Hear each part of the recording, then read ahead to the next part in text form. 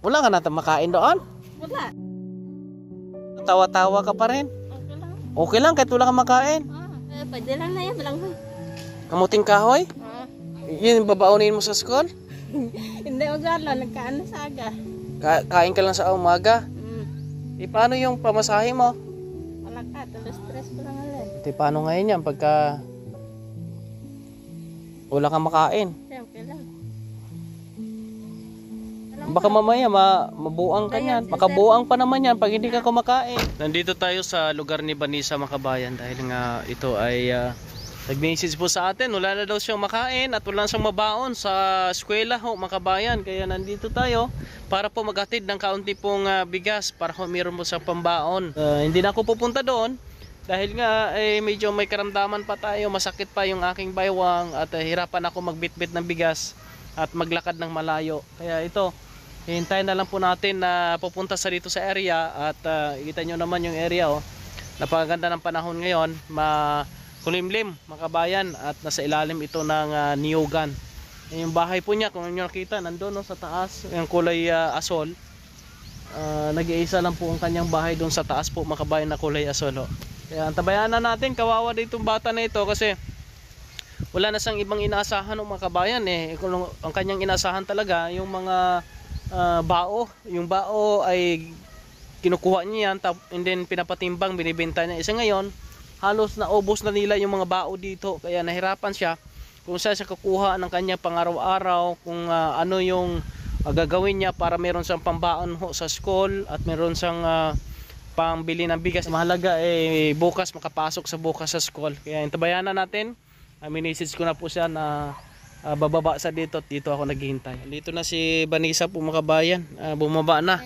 Naglinis ka? Wala ka na makain doon? Wala. Uy, kawawa naman si Vanessa. Pero tawa-tawa ka pa rin? Okay lang. Okay lang kahit wala kang makain. Baka maano ka niya pag wala kang makain. Hindi ka nanguha ng bao? Yung pangita sa paya. Wala na? Wala na. Paano ngayon yan? Pagka Dito sa baba, wala dito. Pagka wala na ako, wala akong pambigay sa'yo, paano yan? Okay lang, malakat lang ko. Wala kang makain. Pwede lang na yan, malanghoy. Kamuting kahoy? Yun babaunin mo sa school? Hindi mo gala, nagkaan sa aga. Kain ka lang sa umaga? Paano yung pamasahe mo? Malakat, tulos stress ko lang alin.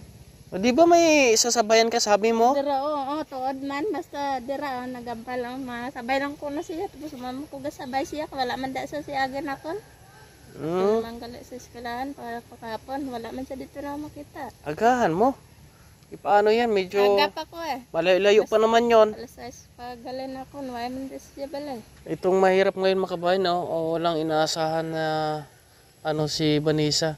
Naghihingi ka man ng bigas kay mama mo? May bigas din pa sila? Wala. Dito na ngayon. Ha? Wala ko na ngayon. Manghingi ka rin doon. Baka pag maubos na yung kamunting kahoy doon sa tabi ng bahay mo, wala ka nang kakainin. Wala kasi siguro sige pangakig kay. Hindi sa padalaan sa magulang kay nagkuhan man ko na ng nalabaan ng kamot dito sa ito ganun. Manghingi ka na lang din sa sa mga kapatid mo. Binibigyan ka naman ba? Hindi ka binibigyan? Hindi po. Paano ngayon yan pagka wala kang makain? Okay lang. At magutom ka, okay lang? Lagyan ko na mo. Pag dito diskila barangay 5 ba, lagyan ko ng apela na mo. Na hindi ka kumakain? Diskila lang baka mamaya mabuang ka niyan. Si sir. Makabuang pa naman yan pag hindi ka kumakain. Si sir gatag sa kon. Wala si sir lang ang nag-ano sa'yo? Itong. Ano pa ba ibang alam mo na trabaho o mapagkitaan mo? Ano ba? Para meron kang trabaho, ano kaya? Malang lang kikipaya, malang inabalaan ko. Uling lang sa kayong kumukuha ng bao? Paano ngayon yan? Mura kita nabalaan ko. Paano kung wala na akong pambigay, wala akong pansustento? Okay lang. Wala ka nang, baka absent ka na sa eskwela. Absent ko hindi makaya, pau kaya pa, eskwela Japon. Lakat lang kuya, okay lang na yan. Lakarin mo lang, grabe no. Makabayan. Magkano yung pamasahe mo doon papunta doon pabalik? Direlin na, mabartom na og pulo. Pag dito, 15, pagbalik. Bali 25. O, 50 araw adlaw 50. Sa isa ka bulan 1,000 yun. 1,000 kailangan may 1,000 ka no. Para beda na, ako lang na. Kunin mo muna to. Magano ka na? May maliit ako ditong ano. Kunin mo. Kasi wala kada bugas ko yan. Okay lang kahit wala akong bugas basta meron kang bugas. Wala, ako lang may bugas. Oh, kunin mo. Tapos ikaw yan, wala. Okay lang, kunin mo na. Hindi na ako magbuhat kasi masakit yung akong. Kunin mo yung ano, yung dali na. Huya ko. Huya ka, kunin mo yan. Kaya di ako makabuhat. Isa lang. Di, kunin mo yan, tatlo. Yan. Hindi ko. Kunin mo na. Ha? O yan, saka yung isa. Yan. Sakit yung ano Japan, dari oh. Oh, masakit yung aking ano. Ito, nakapabulong ka na.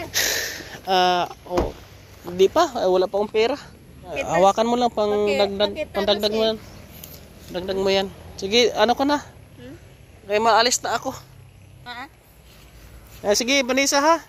At sana mayroong ibang tulong sa'yo na makabigay din na ng pang-sustento din sa'yo ng monthly or kung ano man, kung anong mga tulong sa'yo. Kasi sa December, ay darating na, wala ka ng sapatos, di ba? May darating na package mula sa US yon kay Ate Miles. Kasama ka doon. May sapatos ka na nandoon. Pagkatuon ko na sa magulang Bacolod, dito magadto. Kasi may pamasay po ulit. Dito naman mga katiner na. Kantat naman ko eskwela, dito magadto. Dara lang ko sa balay. Sige. Sige na. Ingat ka ha, mag-aral mabuti. Kung ano, sabi nga, maglakad ka. Sige, kaya mo naman eh. Pero ang susuot mo, tsinelas. Sapatos, wasak na talaga.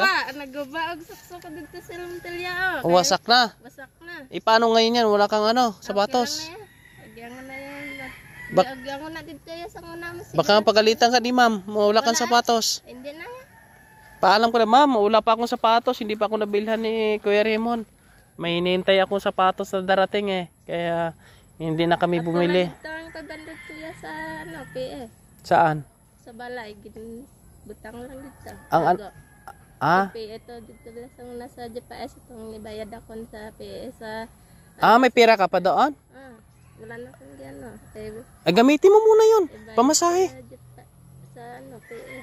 Gamitin mo muna yun. Wala ka pa namang babayaran sa sa eskwelahan. Gamitin ko lang. Okay, para hindi ka maglakad. Ha? Sige, alis ka na kay maalis na rin ako. Maabutan tayo ng ulan. Sige na. Hindi na kapatid rin. Kanina pa ako. Nag-live pa nga ako sa YouTube ko.